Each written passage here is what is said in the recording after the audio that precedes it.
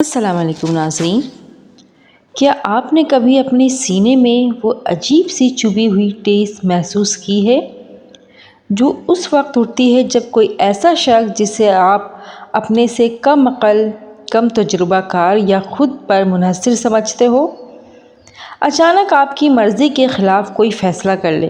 یا شاید آپ نے مشاہدہ کیا ہو کہ کوئی شخص آپ کی قیمتی مشورے کے بغیر کامیاب ہو گیا اور اس کی کامیابی پر خوش ہونے کے بجائے آپ کے ذہن میں کسی تاریک گوشے میں پہلا خیال یہ آیا، یہ تو بس تکا لگ گیا ہے، دیکھنا یہ بہت جلد منہ کے بل گرے گا۔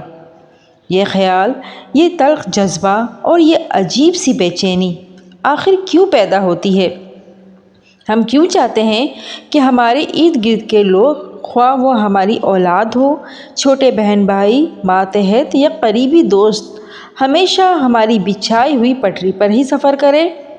اور سب سے خوفناک سوال یہ ہے کہ ہم لاشعوری طور پر اپنے ہی پیاروں کی ناکامی کے منتظر کیوں ہو جاتے ہیں؟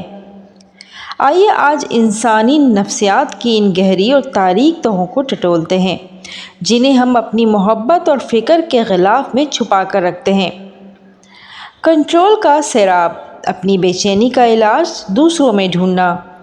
نفسیات کا ایک بنیادی اصول ہے کہ انسان ایک غیر محفوظ مخلوق ہے۔ ہمیں زندگی میں ہر چیز کے بارے میں یقین چاہیے۔ جب کوئی شخص ہمارے دائرۂ اختیار میں ہوتا ہے، جیسے گھر کا کوئی چھوٹا فرد یا کوئی ماتحت، تو ہمارا دماغ لاشعوری طور پر اسے ایک الگ اور آزاد انسان نہیں سمجھتا، بلکہ اسے اپنی ذات کا حصہ سمجھنے لگتا ہے۔ ہمیں لگتا ہے کہ اس کا ریموٹ کنٹرول ہمارے پاس ہے۔ جب وہ شخص ہماری اجازت کے بغیر کوئی قدم اٹھاتا ہے، چاہے وہ کیریئر کا انتخاب ہو یا جیون ساتھی کا، تو ہمارے دماغ میں خطرے کی گھنٹیاں بجنے لگتی ہیں۔ یہ رویہ ہمیں اپنے ارد گرد بھی دیکھنے کو ملتا ہے۔ مثلاً جب ہمارے اکثر بڑے کہتے ہیں، بیٹا میں تمہارے بھلے کے لیے ہی کہہ رہا ہوں۔ یہ جملہ بظاہر محبت لگتا ہے، لیکن ماہرین نفسیات کے نزدیک اس بھلے کے پیچھے اکثر ایک خوف چھپا ہوتا ہے۔ خوف یہ کہ اگر اس نے میری مرضی کے بغیر کچھ کر لیا تو میرا کنٹرول ختم ہو جائے گا اور میں غیر اہم ہو جاؤں گا۔ یہ دراصل اس شخص کی فکر نہیں بلکہ ہماری انگزائٹی ہے، جسے ہم دوسروں کو کنٹرول کر کے سکون میں لانا چاہتے ہیں۔ ہم سب کے اندر ایک چھوٹا سا فرعون چھپا ہوتا ہے جو اس خوش فہمی میں مبتلا رہتا ہے کہ میرا تجربہ، میری عقل اور میرا مشاہدہ ہی حتمی سوچ ہے۔ یہ احساس برتری ہمیں دوسروں کے فیصلوں کو کھلے دل سے قبول کرنے سے روکتا ہے۔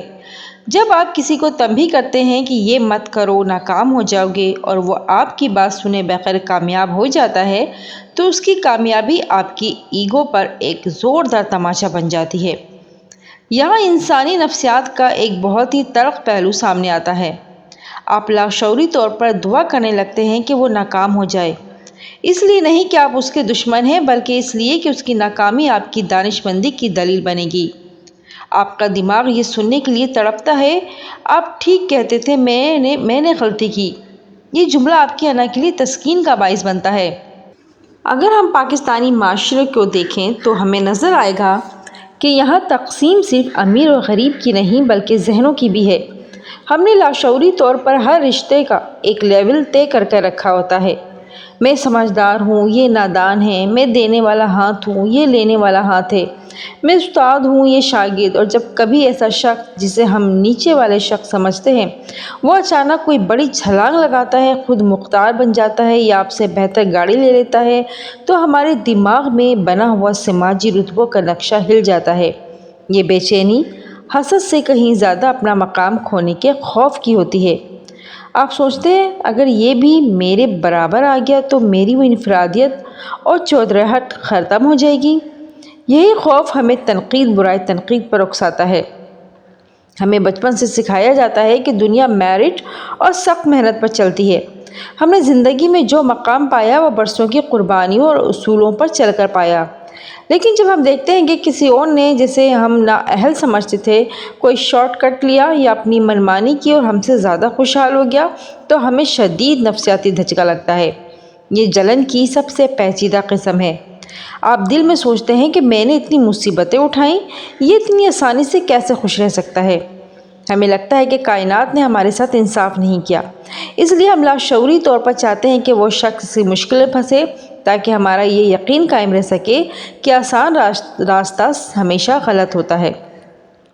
پاکستانی خاندانوں کا ایک المیہ حد سے زیادہ فکر بھی ہے۔ ہم خود کو دوسروں کی زندگی کا ٹھیکیدار سمجھ لیتے ہیں۔ ہماری سوچ یہ ہوتی ہے کہ اگر میں نے اسے نہیں روکا اور کل کو اس کا نقصان ہو گیا تو اس کا ملبہ میرے سر گرے گا یا مجھے دکھ ہوگا۔ اس خوف سے بچنے کے لیے ہم ان کے پر کاٹ دیتے ہیں، لیکن اس کے پیچھے بھی ایک باریک سی خود غرضی چھپی ہوتی ہے۔ ہم مستقبل میں یہ کہنے کا موقع اپنے ہاتھ سے نہیں جانے دینا چاہتے کہ دیکھا، میں نے تو پہلے ہی منع کیا تھا۔ اگر آپ آج ایمانداری سے اپنے گریبان میں جھانکیں تو دوسروں کو کنٹرول کرنے کی یہ خواہش ان کی بھلائی کے لیے نہیں بلکہ آپ کے اپنے سکون کے لیے ہے۔ یہ آپ کا خوف ہے کہ میں غیر اہم نہ ہو جاؤں، یہ آپ کی انا ہے کہ میں بے عقل نہ ہو جاؤں، یہ آپ کا عدم تحفظ ہے کہ معاملات میرے ہاتھ سے نکل رہے ہیں۔ ان سب کا حل کیا ہے؟ ایک سنہری اصول یاد رکھیں۔ محبت کا مطلب کسی کو اپنی مرضی کا پابند بنانا نہیں بلکہ اسے اپنی مرضی سے جینے، اپنی غلطیوں سے سیکھنے کی مکمل آزادی دینا ہے۔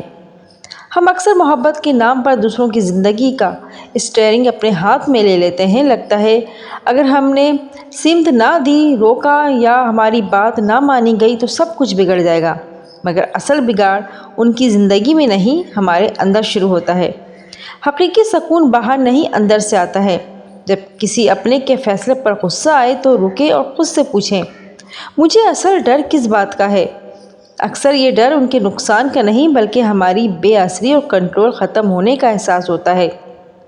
یہاں ایک حقیقت سمجھنا بھی ضروری ہے، اور وہ یہ ہے کہ دوسرے لوگ آپ کی پرچھائی نہیں ہیں، وہ الگ انسان ہیں، الگ کہانی ہیں، الگ راستے کے ساتھ ہیں۔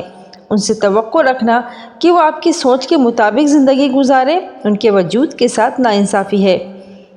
دانش مندی یہ نہیں کہ آپ خاموش ہو جائیں بلکہ یہ ہے کہ مشورہ دیں، حکم نہیں۔ اپنی سمجھ اور تجربہ شیئر کریں مگر انجام سے خود کو الگ رکھیں۔ سیکھنے کا حق اتنا ہی مقدس ہے جتنا بچانے کی خواہش۔ سب سے اعلیٰ محبت یہ ہے کہ اگر کوئی آپ کے معیار یا پسند سے ہٹ کر خوش ہے تو اسے اپنی خوشی میں جینے دیں، اپنی عقل کی کینچی سے اس کی مسکراہٹ نہ کاٹیں۔ یاد رکھیں، جس دن آپ نے اپنے پیاروں کی زندگی کا ریموٹ واپس دیا، سب سے زیادہ سکون انہیں آپ کو ملے گا۔ اگر یہ تحریر پڑھتے ہوئے آپ کو کہیں اپنا عکس نظر آیا ہے تو اسے کسی اور تک پہنچانا بھی ضروری ہے، کیونکہ کسی اور کو بھی اس تحریر کی بہت ضرورت ہوگی، اس لیے اسے شیئر ضرور کریں۔ امید ہے آج کی ویڈیو آپ کو پسند آئی ہوگی۔ ویڈیو پسند آئے تو پلیز ویڈیو کو لائک، شیئر اینڈ سبسکرائب کرنا نہ بھولیں۔